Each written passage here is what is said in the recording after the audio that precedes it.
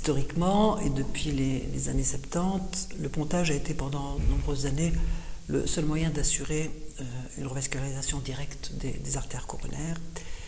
Mais depuis une vingtaine d'années, le pontage est de plus en plus concurrencé par l'angioplastie transluminale, qui a progressivement gagné du terrain avec l'amélioration des techniques et du matériel. Et actuellement, en termes de chiffres, c'est la procédure la plus souvent pratiquée, bien sûr dans le contexte des syndromes coronariens aigus, mais aussi chez les patients stables. Alors, comment choisir pour un patient donné la technique qui lui sera le mieux adaptée? De très nombreuses études comparatives ont été menées pour mieux cerner les indications. La plus significative est la fameuse étude Syntax.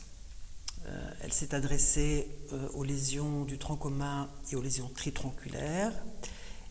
Et les conclusions qui ressortent de cette étude sont les suivantes. La mortalité, en termes de mortalité et de morbidité, les deux procédures sont à peu de choses près équivalentes. Il y a cependant indiscutablement un surrisque d'accident vasculaire cérébral dans le groupe pontage. Ceci doit être toutefois peut-être nuancé selon le fait que l'on touche ou pas à la racine aortique. À terme, l'espérance de vie est équivalente entre les deux groupes.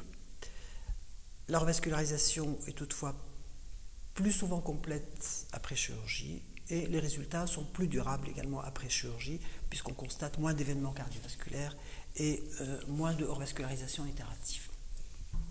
Ceci est encore plus significatif chez le patient diabétique et également chez les patients dont la fonction ventriculaire gauche est altérée.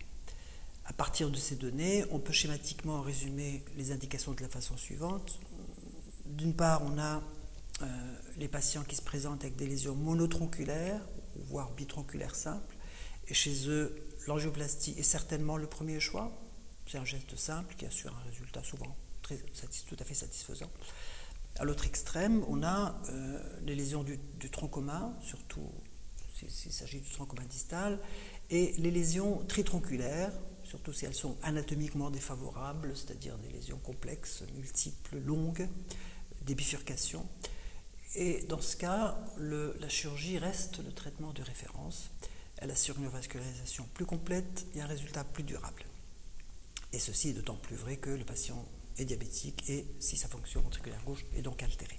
Et entre ces deux extrêmes, on trouve tous les cas intermédiaires où les deux techniques sont envisageables et la décision devra alors être prise au cas par cas, après concertation médico-chirurgicale et après information du patient, cette information devant bien sûr être objective, claire et sans idée préconçue.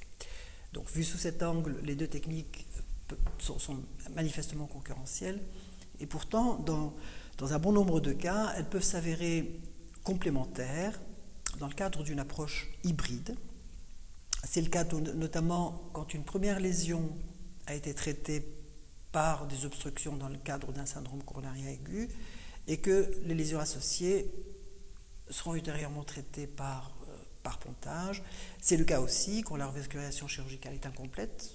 Elle est incomplète soit par choix, parce qu'on a voulu pratiquer une mini-incision, soit par nécessité, parce que par exemple on ne disposait pas d'assez de greffons, et qu'à ce moment-là, l'angioplastie viendra ultérieurement compléter la revascularisation chirurgicale. Il est donc très vraisemblable que ces techniques, ces approches hybrides seront amenées à se développer dans le futur, comme en témoigne la généralisation des salles d'opération hybrides qui permettent de combiner les deux techniques.